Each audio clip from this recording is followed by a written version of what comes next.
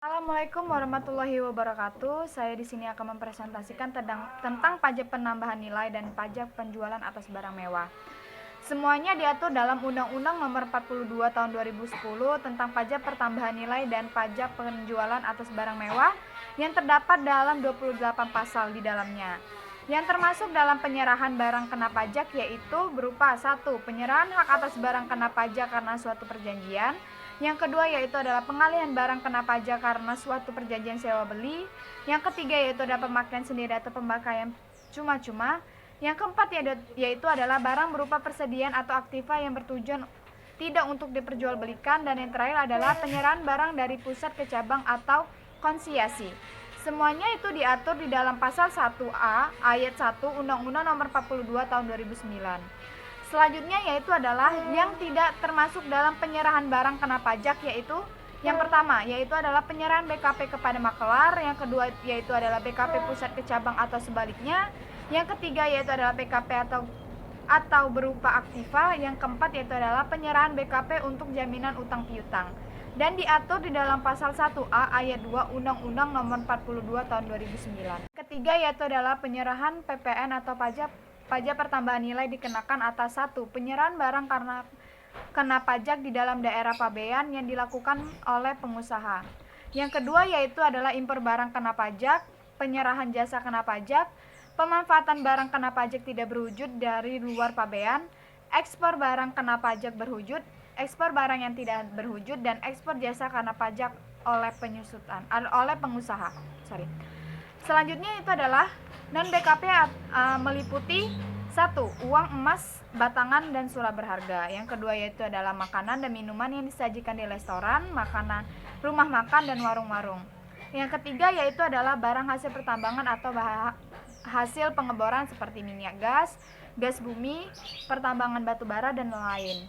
Dan yang terakhir yaitu adalah barang kebutuhan pokok-pokok manusia seperti gabah, jagung, sagu, kedelai, garam, telur, susu, dan sayur-sayuran merupakan barang kebutuhan pokok yang sangat dibutuhkan. Selanjutnya yaitu adalah menurut pasal 4 tentang non-JKP meliputi Perundang-Undangan Nomor 144 Tahun 2000, yaitu di mana jenis-jenis jasa di bidang kesehatan berupa jasa dokter, perawat, dan rumah sakit. Yang kedua yaitu jenis jasa di bidang pelayanan sosial jenis jasa pelayanan di bidang sosial seperti panti asuhan, lembaga rehabilitasi, dan lain. Yang ketiga yaitu adalah jenis jasa di bidang perbankan atau asuransi, di mana sesuai Undang-Undang Nomor 7 Tahun 1992 yang telah diubah menjadi Undang-Undang Nomor 10 Tahun 1998 berupa jasa asuransi, jasa sewa guna usaha. Dan selanjutnya yaitu adalah jenis jasa keagamaan, yaitu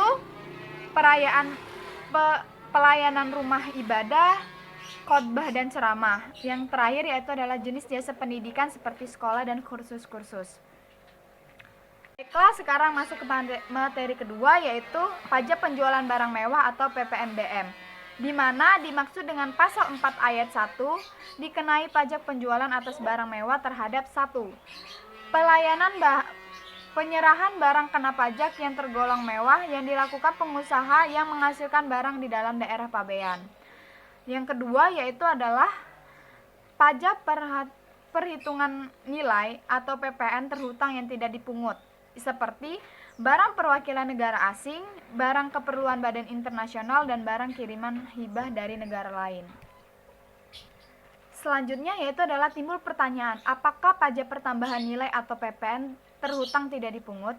Jawabannya yaitu pemberian fasilitas PPN tidak dipungut atas kegiatan impor barang-barang tertentu, yaitu 1.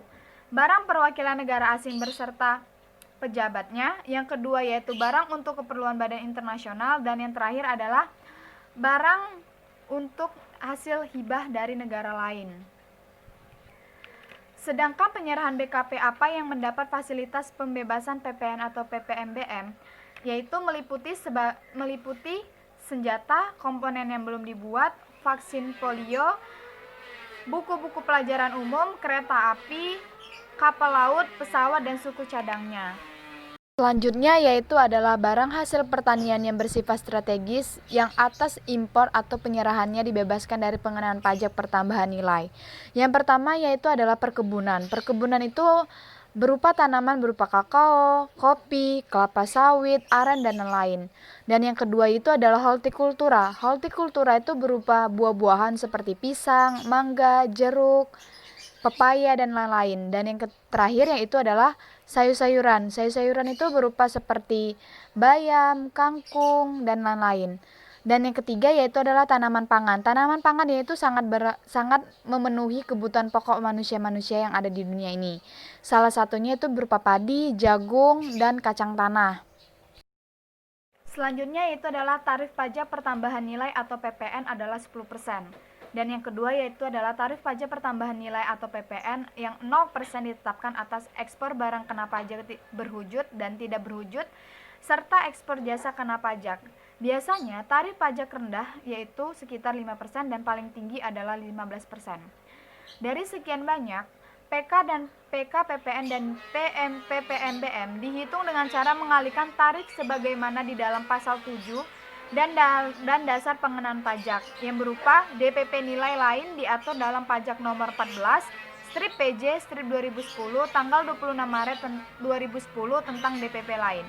Selanjutnya itu adalah faktur pajak. Faktur pajak dimulai pada tanggal 1 April 2010 berupa PKP pasal 13 ayat 1 Undang-Undang Pajak Pertambahan Nilai tahun 1984 tentang wajib membuat faktur pajak untuk setiap 1. Melakukan penyerahan JKP atau BKP tidak terwujud di dalam pasal 4 huruf H. Yang kedua yaitu adalah melakukan penyerahan JKP yang ada di dalam pasal 4 huruf C. Dan yang terakhir adalah melakukan penyerahan JKP dari dalam keluar daerah yang ada di dalam pasal 4 huruf G. Faktur pajak adalah pungutan pajak yang dibuat oleh PKP yang melakukan penyerahan BKP atau JKP. Selebihnya, faktur pajak dapat berupa faktur penjualan yang ada di dalam pasal 13 ayat 1. Yang selanjutnya adalah faktur pajak gabungan yang terdapat di dalam pasal 13 ayat 2. Dan yang terakhir adalah dokumen tertentu yang ada di dalam pasal 13 ayat 1. Bagan ini adalah bagan berupa contoh-contoh faktur dan berupa kode-kode faktur yang ada. Bisa kalian lihat dan bisa kalian baca. Menurut Peraturan Menteri Keuangan Nomor 74 strip PMK 03 strip 2010 tentang pedoman penghitungan pengkreditan pajak masukan bagi pengusaha kena pajak yang mempunyai pedoman usaha tidak melebihi jumlah tertentu, di mana pengusaha kena pajak dapat merasakan pedoman perhitungan pengkreditan pajak masukan adalah pengusaha pajak yang mempunyai pedoman usaha dalam 2 tahun yang tidak lebih dari sekitar 1.800 juta dengan syarat mempunyai peredaran usaha 2 tahun dan mempunyai wajib pajak yang baru dilakukan sebagai pengusaha kena pajak. Besarnya pajak masukan yang dapat dikreditkan bagi PKR yang mengangsurkan pedoman perhitungan pengkreditan pajak masukan yaitu 1. 60% kali PK untuk penyerahan JKP atau 4% dikali DPP. Yang kedua yaitu adalah 7% dikali PK untuk penyerahan BKP atau 3% dikali DPP.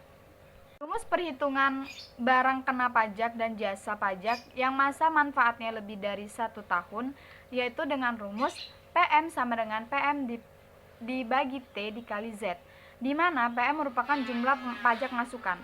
Sedangkan untuk barang kena pajak dan jasa pajak yang masanya kurang dari 1 tahun, yaitu dengan rumus P pangkat 3 sama dengan PM dikali Z. Berikut ini adalah beberapa contoh dari hasil dari PPN dan PPNBM yang ada dicantumkan di dalam contoh-contoh berikut. Bisa dilihat dan bisa kalian pahami. Selebihnya terima kasih.